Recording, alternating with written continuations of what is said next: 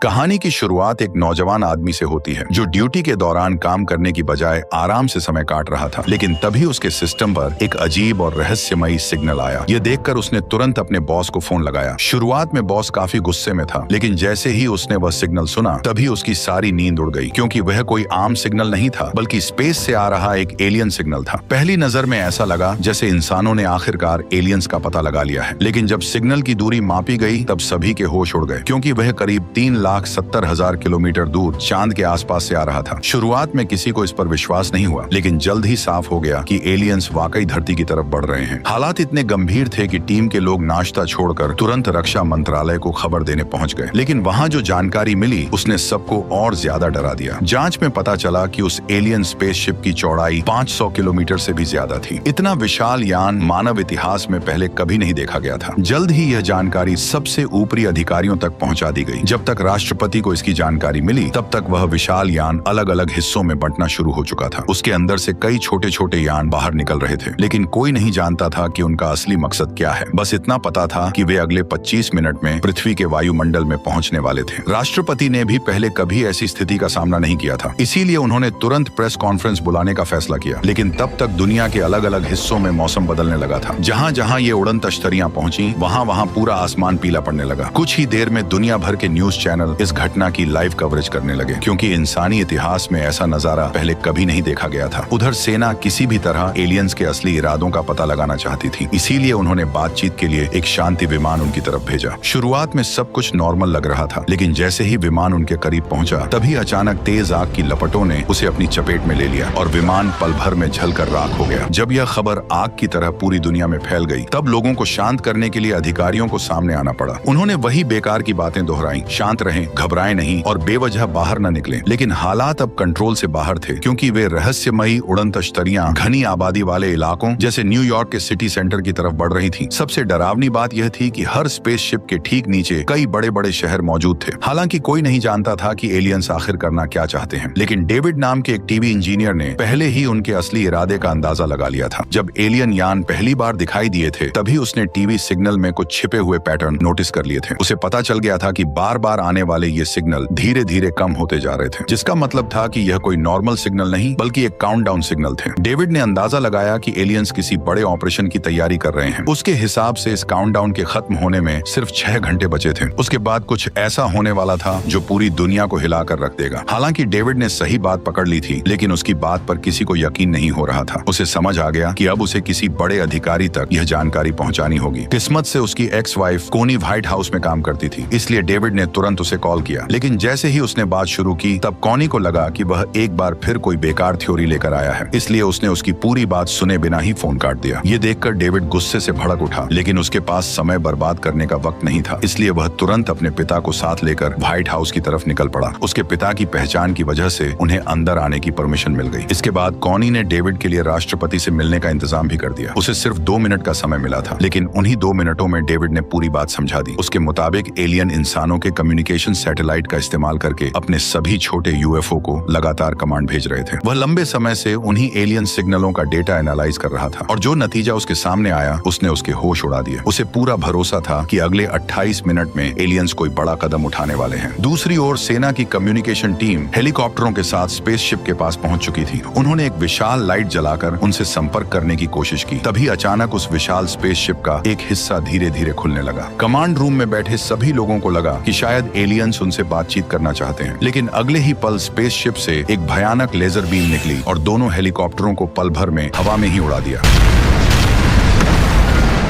अब सभी को समझ आ चुका था कि एलियंस के इरादे बिल्कुल भी अच्छे नहीं हैं। डेविड की बात सच साबित होते ही पूरे व्हाइट हाउस में हड़कंप मच गया। कुछ ही मिनटों में इमरजेंसी प्रोटोकॉल लागू कर दिए गए और हर कोई वहां से निकलने की तैयारी में जुट गया। राष्ट्रपति और बड़े अधिकारियों के पास बच निकलने के लिए खास प्राइवेट जेट्स मौजूद थे, लेकिन दूसरी तरफ लाखों आम लोग अभी भी सड़कों पर फंसे हुए थे। वहीं जो लोग इस खतरे को गंभीरता से नहीं ले रहे थे, उन्हें अब भी यही लग रहा था कि शायद एलियंस इंसानों को नुकसान पहुंचाने नहीं आए हैं। लेकिन उन्हें जरा भी अंदाजा नहीं था कि जैसे ही काउंटडाउन खत्म होगा तभी इंसानी इतिहास का सबसे बड़ा हमला होगा। टाइम खत्म। अचानक स्पेसशिप का निचला हिस्सा धीरे धीरे खुलने लगा। नीचे खड़े लोगों को समझ नहीं आया कि आखिर होने क्या वाला है। तभी उसके अंदर से एक तेज रोशनी निकलनी शुरू हुई। अगले ही पल वो विनाशकारी बीम नीचे गिरी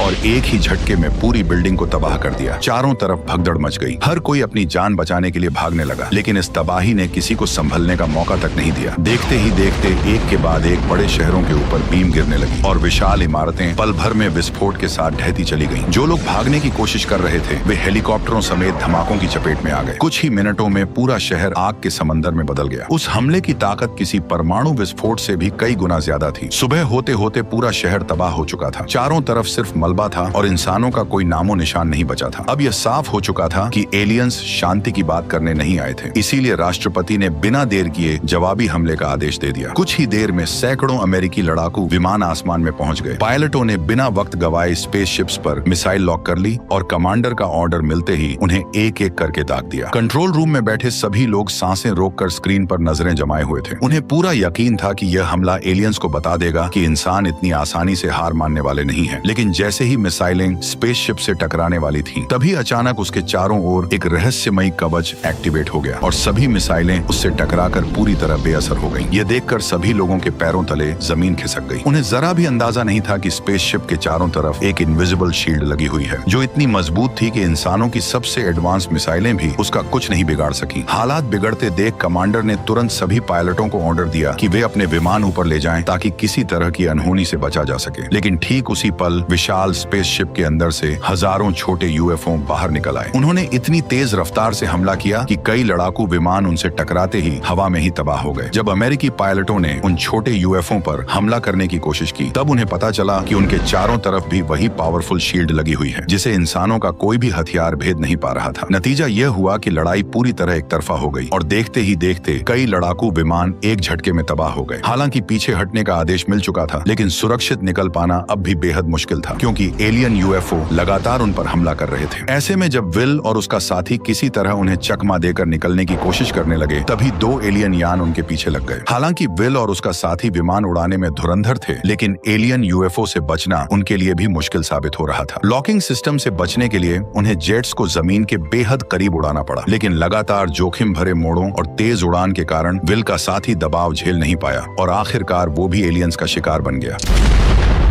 इसके बाद एलियंस के झुंड ने आसपास के सैन्य अड्डों और एयरबेस को भी निशाना बनाना शुरू कर दिया, जिसकी वजह से कई एयरपोर्ट और रनवे पूरी तरह तबाह हो गए। उधर विल किसी तरह एलियन यूएफओ से पीछा छुड़ाने में लगा हुआ था। भले ही उसके पास उन्हें मार गिराने का कोई तरीका नहीं था, लेकिन वह जानता था कि उसे जाल में कैसे फंसाया जा सकता है। तभी अचानक उसकी नजर सामने खड़ी एक विशाल चट्टान पर पड़ी और उसके दिमाग में एक खतरनाक आइडिया आ गया। जैसे ही पीछा कर रही यूएफओ उसके बिल्कुल करीब पहुंची, विल ने अचानक पैराशूट खोल दिया और विमान से बाहर कूद गया। यूएफओ में बैठा एलियन कुछ समझ पाता उससे पहले ही खाली जेट चट्टान से टकरा गया। पीछे आ रही एलियन यूएफओ भी दिशा नहीं बदल पाई और पूरी रफ्तार से चट्टान में जा घुसी। आखिरकार काफी मशक्कत के बाद विल उस एलियन यूएफओ को मार गिराने में कामयाब हो गया, जिसके बाद उसका कॉन्फिडेंस 7वें आसमान पर पहुंच गया। वह बेखौफ होकर मलबे के पास पहुंचा और अपने हाथों से खुद यूएफओ का दरवाजा खोल दिया। इस तरह वह शायद पहला इंसान बन गया जिसने जिंदा एलियन को इतनी करीब से देखा था। लेकिन अब उसका विमान उड़ने की हालत में नहीं था, इसलिए उसे पैराशूट को घसीटते हुए वापस लौटना पड़ा। खुशकिस्मती से कुछ दूरी पर उसे कई गाड़ियां दिखाई दी और आखिरकार लिफ्ट मिल गई। उधर दूसरी तरफ राष्ट्रपति भी एक रहस्यमयी जगह एरिया 51 पहुंच चुके थे। ऊपर से देखने पर यह सिर्फ एक नॉर्मल सैन्य अड्डा दिखाई देता था, लेकिन जमीन के नीचे एलियंस पर सीक्रेट रिसर्च चल रही थी। चौंकाने वाली बात यह थी कि इसकी जानकारी खुद राष्ट्रपति को भी नहीं थी। वहां पहुंचते ही उनकी मुलाकात डॉक्टर ओकेन से हुई। तब उन्हें मालूम हुआ कि अमेरिका ने करीब 15 साल पहले एक एलियन जहाज पकड़ा था। शुरुआत में वैज्ञानिक लंबे समय तक उसकी जांच करते रहे, पर उसकी एडवांस टेक्नोलॉजी को कोई समझ नहीं पाया। लेकिन हाल ही में उस जहाज का पावर सिस्टम अपने आप चालू हो गया। हालांकि वैज्ञानिक अब भी उसकी पूरी तकनीक नहीं समझ पाए थे, लेकिन कम से कम उन्हें यह पता चल गया था कि यह जहाज उड़ता कैसे है। इसके बाद डॉक्टर ओकेन उन्हें उस एलियन के पास ले गए जिसे सालों पहले पकड़ा था। हालांकि वह अब जिंदा नहीं था, लेकिन उनकी जांच के दौरान वैज्ञानिकों को एक चौंकाने वाली बात पता चली कि ये एलियंस आवाज या भाषा का इस्तेमाल नहीं करते थे, बल्कि सीधे दिमाग से दिमाग जोड़कर टेलीपैथी के जरिए बात करते थे। हालांकि सबूत के तौर पर उनके पास सिर्फ मरे हुए एलियंस के नमूने ही थे, लेकिन उसी समय विल एक जिंदा एलियन को पकड़कर बेस पर ले आया। यह खबर फैलते ही पूरे रिसर्च सेंटर में अफरा तफरी मच गई। डॉक्टर ओकेन के लिए यह किसी सपने जैसा था। उन्होंने तुरंत एलियन की जांच शुरू करवाई और उसका हेलमेट हटाने का फैसला किया। जैसे ही हेलमेट काटा जाने लगा, तभी अचानक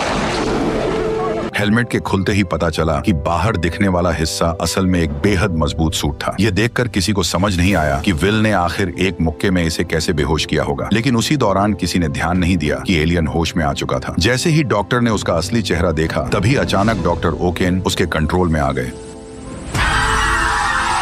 धीरे धीरे वह एलियन अपने सूट से बाहर आने लगा। उसका असली शरीर ज्यादा बड़ा नहीं था, लेकिन वह इंसानों से कहीं ज्यादा चालाक और खतरनाक था। होश में आते ही उसने पूरी लैब में अफरा तफरी मचा दी। डॉक्टर अपनी जान बचाकर भागना चाहते थे, लेकिन उनके पास बचने का कोई मौका नहीं था। कुछ ही सेकंड में पूरी लैब मौत के मैदान में बदल गई। जब राष्ट्रपति और सेना के बड़े अधिकारी वहां पहुंचे, तब तक पूरा रिसर्च सेंटर बुरी तरह तबाह हो चुका था। चारों तरफ सिर्फ घना धुआं दिखाई दे रहा था। कुछ ही देर में सभी को समझ आ गया कि डॉक्टर ओकेन अपने होश में नहीं है, बल्कि एलियन किसी तरह उनके शरीर को कंट्रोल करके इंसानों से बात कर रहा था। राष्ट्रपति को यह सही मौका लगा। उन्हें उम्मीद थी कि बातचीत के जरिए इस लड़ाई को टाला जा सकता है, इसलिए उन्होंने एलियन से पूछा कि आखिर उसे इंसानों से क्या चाहिए। तुम हमसे क्या चाहते हो? इतना कहते ही उसने राष्ट्रपति के दिमाग पर कब्जा करना शुरू कर दिया। यह देखकर वहां मौजूद सभी लोग घबरा गए और अगले ही पल गार्ड्स ने बिना देर किए उस पर अंधाधुंध गोलियां बरसा दी। कुछ ही सेकंड में एलियन वहीं ढेर हो गया। जब राष्ट्रपति फिर से होश में आए, तो उन्होंने एक बेहद डराने वाली बात बताई। उन्होंने कहा कि उन्हें एलियंस का असली मकसद पता चल चुका है। दरअसल एलियंस की टेलीपैथी दो तरफा काम करती थी। जब वे किसी से जुड़ते थे, तो दोनों एक दूसरे की मन की बात पढ़ सकते थे। इसी वजह से राष्ट्रपति को कंट्रोल करते वक्त उन्होंने उसके मन की बात पढ़ ली थी। राष्ट्रपति ने बताया कि ये एलियंस किसी एक ग्रह के निवासी नहीं थे। वे टिड्डियों की तरह एक दुनिया से दूसरी दुनिया तक भटकते रहते थे। जहां भी उन्हें कोई विकसित ग्रह मिलता, वे उस ग्रह पर हमला कर देते। फिर उसके संसाधनों का इस्तेमाल तब तक करते जब तक वहां कुछ भी बाकी न बच जाए, और इसके बाद वे अगले ग्रह की तरफ बढ़ जाते। अब उनकी नजर पृथ्वी पर थी। यह सुनकर सभी समझ गए कि इंसानों के पास बहुत कम समय बचा है। मजबूर होकर राष्ट्रपति को न्यूक्लियर अटैक की परमिशन देनी पड़ी। फिर भी एक डर सबके मन में बना हुआ था कि अगर न्यूक्लियर हथियार भी उनकी शील्ड के सामने बेअसर निकले, तो इंसानों के पास बचने का कोई रास्ता नहीं रहेगा। जल्द ही अमेरिका का सबसे बेहतरीन लड़ाकू विमान एलियन स्पेसशिप के ठीक सामने पहुंच गया। कुछ ही पलों बाद उस पर एक न्यूक्लियर मिसाइल दागी गई। कंट्रोल रूम में बैठे सभी लोग सांसें रोककर स्क्रीन को देख रहे थे। उन्हें उम्मीद थी कि इस बार एलियंस की हार तय है, लेकिन जब विस्फोट हुआ, तब जो नजारा सामने आया, उसने सबकी उम्मीदें तोड़ दी। इतने विनाशकारी हमले के बावजूद एलियन शील्ड ने पूरे हमले को बेअसर कर दिया। यहाँ तक कि स्पेसशिप पर एक खरोंच तक नहीं आई। अब हालात ऐसे हो चुके थे कि किसी के पास कोई प्लान नहीं बचा था। लगने लगा था कि अब पृथ्वी का अंत करीब है। उधर डेविड की भी सारी रिसर्च नाकाम साबित हो चुकी थी, इसलिए वह शराब पीकर खुद को संभालने की कोशिश कर रहा था। यह देखकर उसके पिता को भी चिंता होने लगी। उन्होंने डेविड को समझाने की कोशिश की और कहा कि अगर कोई रास्ता नहीं मिल रहा, तो खुद को इतना परेशान करने का भी कोई फायदा नहीं। ये सुनते ही डेविड के दिमाग में अचानक एक जबरदस्त आइडिया आया। उसने तुरंत सभी लोगों को एक जगह इकट्ठा किया। फिर उसने एक ऑफिसर से कहा कि यूएफओ के ऊपर एक कोक की कैन रखकर गोली चलाए।